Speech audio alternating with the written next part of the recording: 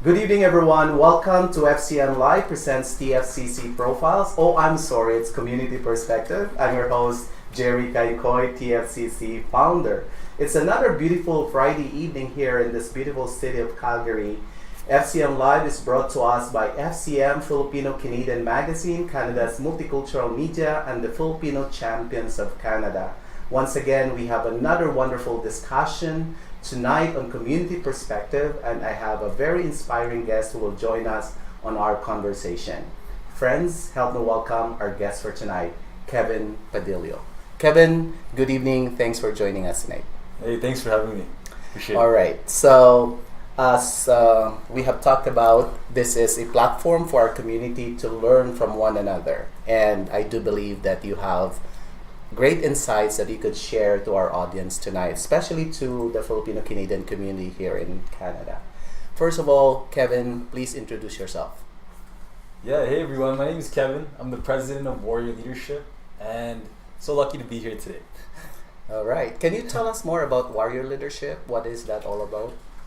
Yeah, hey, so Warrior Leadership's all about, we're a leadership development company. We help sales managers and business owners find the skills to lead and inspire people, their teams. I'm just very curious about the motivation behind. Where did you get the inspiration to put up such a wonderful organization or company that deals with personal development or leadership training? Yeah, that's a great question because I know people ask that all the time. I know for me, it came from a need that I wanted to fill when I was younger. And it came from something that I discovered with like my mission, right? And I found that through growing up, through my family and kind of the struggles I went through, right? So I do agree with you because I think the best thing to do in life is to really follow your heart and your passion, and I can see that this is something that you are really passionate about. Thanks. So Kevin, let's start from the very beginning. Give us a bit of a background of you growing up here in Canada. I believe you were born here and by your Filipino parents who immigrated here many years back. Tell us about your experience growing up here in Calgary. Okay, tell us about that. Yeah, hey, growing up, my family came from the Philippines in the 90s. I wasn't born then, but I was born here in Canada. And growing up, my family they were really religious, right? We always went to church every Sunday, Thursday, and my father was a deacon, a head deacon in the church. That's who I learned leadership from, both my parents, right? All right. Growing up, I really wanted love from my family. And my family, they were busy, they wanted the best for me, but they were working so hard to provide for us. I wanted time with them, right? Growing up, it was easy, it was fun, but I also dealt with like my angry parents. They wanted a lot from me, and I was kind of rebellious. And at the same time, I wanted some time with my father, right? And I know with him being so busy with the church, I would always watch him like inspire people in the church and pray for people. And I wanted to be just like that, right? But I realized he was always busy doing something with the people in the church. And I wanted time for myself. And I wanted that mentorship from him. And yeah, thanks for sharing that. That reminds me of also as I continue to strengthen this vision as the founder of the Filipino Champions of Canada. I go out a lot and I get invited to a lot of events, and our goal is always to connect, share, and inspire. That I will not miss this very important part of being part of a family where I have children that I have to inspire as well, and my family, which is actually the very basic foundation, right? So thanks for sharing that part of your story. But I also wanted to talk to you about or discuss about like being a minority, like a visible minority growing up. What was your experience being in school or just being part of the greater Canadian society? Yeah, I'll be honest, like, growing up, minority, I've always felt separate, distant from like the Canadian people, like the Canadian people who were born here, the white people, Caucasian. I felt separate from them, right? I've always felt closer to immigrants, people who came from Africa or India, Philippines, China. I felt closer to them than I did with other races, right? And I don't know what that was. I would say separate. But how did you overcome and be a part of such a multicultural and diverse community? How did you overcome it growing up? Overcoming it, I had to go through a lot of standing up for myself, right? Okay. Finding my voice, yes. finding my confidence, being able to like set my boundaries and kind of being willing to fight, right? Like that's what I really grew up with, a lot of fighting. And there's times where I had to really stand my ground in times, right? Yeah. So that's where that came in. Yeah, it's everyone, I believe, has a journey, and it's actually what you have learned from those experiences that truly matters at the end of the day, and overcome all those challenges. So thanks for sharing that. I know that as an immigrant to this country, there's always something that you have to adjust and to be able to overcome, and that's one beauty, and I think admirable traits of immigrants in general, not only the Filipinos, because we have this ability to learn and adopt and embrace new things and just be open to new learnings, right? I agree. So now let's talk about your career or business. Sure. It's important that our community gets to know what you do and what services your company offers and how we could help you promote your business at the same time on community perspective. Tell us about it. Yeah, so hey, I'm on a mission. Our team is on a mission to serve 10 billion leaders in the world. Wow. 10 billion. That's ambitious. It's a big goal. There's only 7 billion people in the world, right? But I know with time 10 billion people will come into the world, and some of them will want to be leaders, right? That's a great foresight there. So yes. Okay. Tell us more about that. With that, it starts off with working with a lot of business owners, sales managers, young salespeople who want to step up to the next level of leadership, right? Above all, my main goal is to work with a lot of young people. Okay. Young leaders that have fire, like burning fire to like inspire and to move, to lead people, and like, I just think of like the great leaders in the world, right? Like Alexander the Great, Genghis Khan, Martin Luther King, Gandhi, Mandela. All of these leaders, they were young leaders at one time. They had a burning hunger inside of them, like fire, and I really want to light that, ignite it for a lot of young people. So that's my that's awesome. Who's driving? I think our generation, like the young generation, like the millennials, actually, with the energy that they have and all the opportunities and the technology around them, the resources that they can actually take advantage of, all they really need right now or nowadays is really that burning desire and that passion and that ability to fight and to pursue, because nowadays it's very competitive. Nowadays, I also believe that as you being part of this young generation, you have all these resources and all the support that you can get, but the challenge also is that you have to be able to really maximize and be able to push yourself harder and break the boundaries, like the status quo. And I believe that's what you are trying to impart here. Is that right? I 100% agree. And I know you talked about battle once, right? Yeah. I know, like, the big thing that us young people have to battle is a huge reputation that we're entitled and that we some are lazy and like young people they don't just look at their phones.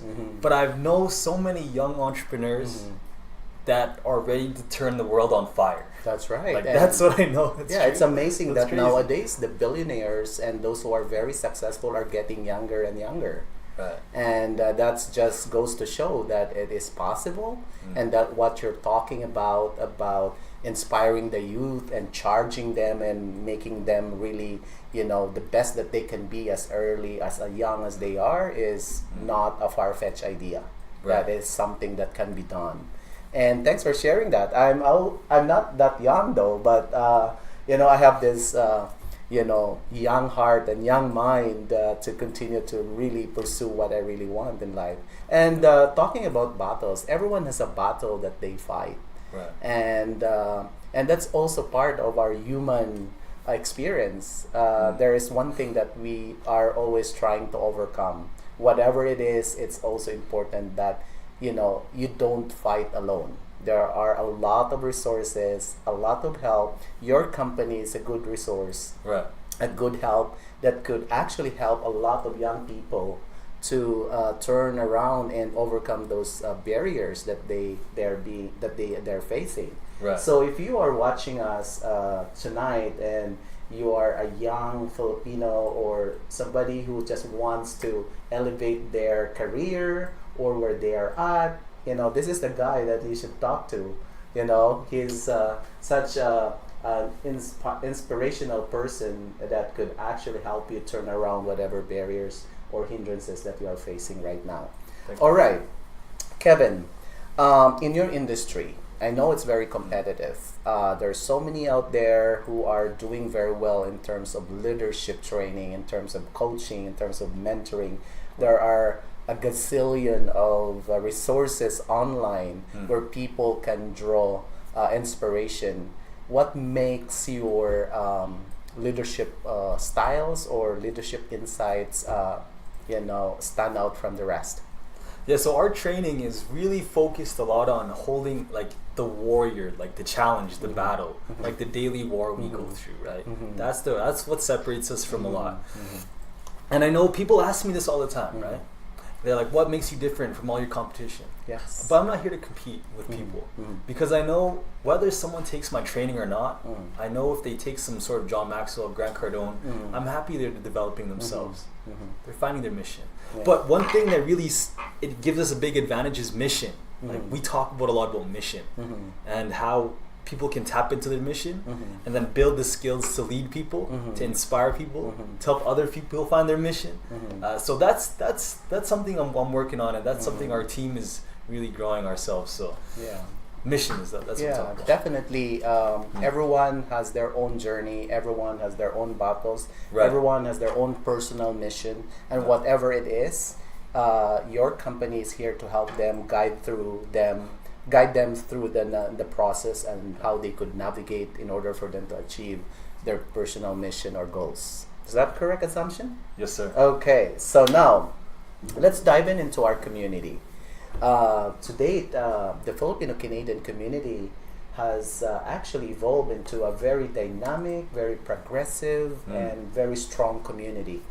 In fact, here in Calgary, we have more or less 60,000 Filipinos living and working in this beautiful city. Wow. Across Alberta, we have about 175,000 Filipinos. And all over Canada, it is estimated that we have more than 800,000 Filipinos. And we are the fastest growing immigrant sector here in Canada.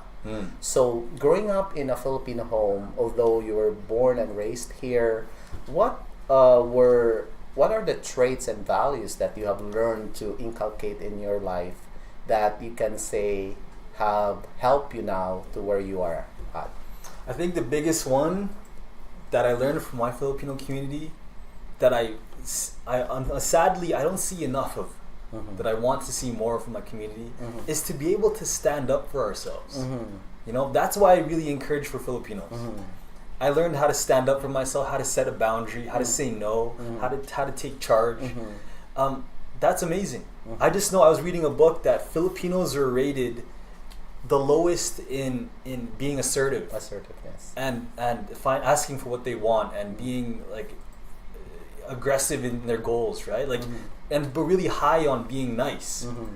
Right? Being hospitable, friendly, and the happiest people in the world. Yeah, that's amazing. Being friendly is amazing. Yeah. But at the same time, so is being strong, right? Being assertive. Being strong, yeah, and, exactly. Assertive, but not annoying. Yeah. Assertive in a good way, yeah. right? Well, I think it's pretty much tied up to our cultural upbringing. Right. Because growing up in a Filipino home with our culture, you know, as a young kid, we are not actually it's not an open idea for you to speak out for yourself, to stand for yourself, or even to engage in a conversation that is mature in nature. So and it's a good thing that, you know, at this time and age we're seeing a lot of that being harnessed and being improved on that level. So thanks for bringing that out. I do believe that that's one area I agree with you, that we need to really be able to stand for ourselves, to be able to express our opinion freely. Yeah. And we are blessed to be in this country where we are given the opportunity and the power to actually be ourselves and be who we are without being, without any consequence of expressing yourself, whatever is your faith, whatever are your beliefs. Everyone in this country, as a multicultural country, has that opportunity. That you are not being discriminated, or you're not being diminished just because of your color, just because of your beliefs. Right. So yeah, we are really blessed, and this is such a beautiful country to be part of, or to work and live. So I'm inspired by what you just said there. Oh, thank you so much. Thank you so much. And that's something that we have to remind ourselves and all the people in our community, that we are so blessed to be in this country, where it is actually part of our law for everybody, regardless of color or race or religion or beliefs or preferences. You are given equal opportunities and respect wherever you come from. All right, so much for that.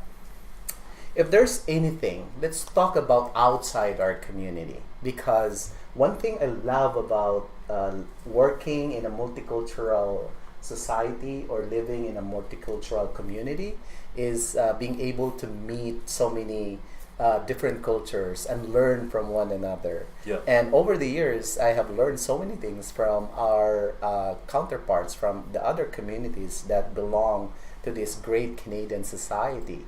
So if there's one trait or one thing that you've learned from other cultures, what would that be? One trait.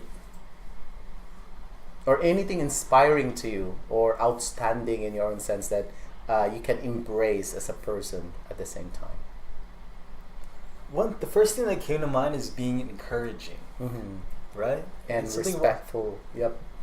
But I know respectful is great, but I mean encouraging in a way that, we talk about this in our leadership training a lot, to encourage. And I think it's a leader's job to encourage and uplift. Influence. To influence and to bring people up, right? I really learned this from a lot of cultures. Whether you're a man or woman, African, Sudanese, Vietnamese, Canadian, European, I really learned I learned to be encouraged and to be welcomed for some reason. There's something about it. That's what I learned. I don't know. I think you have raised a very important point. In this great society, I do feel that, as we shine our light, we should also be able to actually encourage others to let their light shine at the same time, to encourage and to inspire and to influence. And I think that's what great leadership is all about. It's about really elevating people. It's about uplifting people rather than diminishing. Yeah. So something to that effect, something that we should strive to continue to invest in, the development of others, and to really care for others, and how they could improve and how they can overcome whatever battles they have in life. And I like the word encouraging. In fact, one of the things, if I may share, that I really love about the Canadian culture is being respectful. Like the nicest, the kindest person in the world that you could meet are Canadians. Oh, yeah. And that's pretty much the trademark of the Canadians. And over time, in the last 12 years, I have learned to be naturally kind and to be naturally not friendly, but really just being kind and being respectful. Because to live in a beautiful country like this and a diverse and multicultural country, it is very important. It's very key. It's a key to building a great multicultural community, respect for one another, and encouraging one another as well. Yeah. All right. As part of the Filipino-Canadian community, we belong to a very, not as I mentioned, a very strong and thriving community. In fact, if you dive in into or zoom in into our community, as far as my experience is concerned, over the last couple of, I've seen really how our community has evolved into a very dynamic community. Yeah. And we continue to support one another. We have a lot of Filipino-Canadian businesses that are thriving, that are flourishing, that are, now very successful. And we continue to encourage the entrepreneurial side of our Filipino community, because to a lot of us, we come here with the dream of providing our family with a bright future. And commonly, we come here to work, and some of us may have 2 or 3 jobs. But over the years, I have seen the entrepreneurial spirit of the Filipino-Canadian community. I've seen so many people like you really getting out of their comfort zone to start their own company and to challenge themselves to really go through the entrepreneurial lane. And I know it's not easy, but once you're there, you get to understand the complexities and the requirements of being a successful entrepreneur. So my question for you, when you started this organization or this leadership training company as an entrepreneur, while you also work for a company, what great insight would you share to our audience tonight about being an entrepreneur? I think the 2 biggest ones that came up to me is, I know you asked for one, but I know the 2 biggest ones is commitment. Commitment. I think if a really entrepreneur wants to explode, and change the world, it takes commitment. Because I can go half in, right? That's right. I could be in a relationship and be half in a relationship, right? But where would that go, right? Yeah, you have to have the skin in the game. Yeah. And you have to be committed to really pursue that dream or that goal, not only in terms of in all areas, in all aspects. Like full commitment is very important, right? Yeah, like commitment, burn everything else, commit, and pour my heart into something. Do whatever it takes for you to succeed. I agree. Yeah, and I think that's very important, because in a place like this, where everyone has a chance for success, there's no doubt that you can really achieve what you want. I agree. But at the same time, it is important that you surround yourself with the right people, right? 100%. And to have that environment where there is always that that spirit of being encouraging, and that spirit of being how do you call this, an environment that drives you to be more and to do more, right? Yeah, so thanks for sharing those great insights. I love talking to people who talks about really about commitment, about inspiring others, influencing others, and that's basically what community perspective is all about, is to really understand that we belong to a community that is actually willing to help if they would only go out and seek help from others. So for your last message, if there's anything that you want to share to our audience tonight that they can take from you, what would it be? That's your chance. Yeah, the last message that I really want to share is, it ties into the last question. And it goes back to remembering the vision, right? Remembering my mission. Because I know if I'm starting with something, if I'm starting a project, initiative, if I want to change the world, showing up every day is not going to be easy, right? I know for me it's not easy. I was just knocking doors and I dealt with a lot of rejection today, right? But then I remember and I thought and I looked to myself, because every morning I do this. I reflect on my mission in the world, my calling. And this is bigger than me, right? This is bigger than who I am, my money, my cars, and as whatever I have in my life. It's actually a spiritual calling. It goes back to God. I know some people, maybe you're not religious, but I know it always goes back to something I'm called for, right? Something that I'm meant to be in life, that God is using me as a weapon for something, right?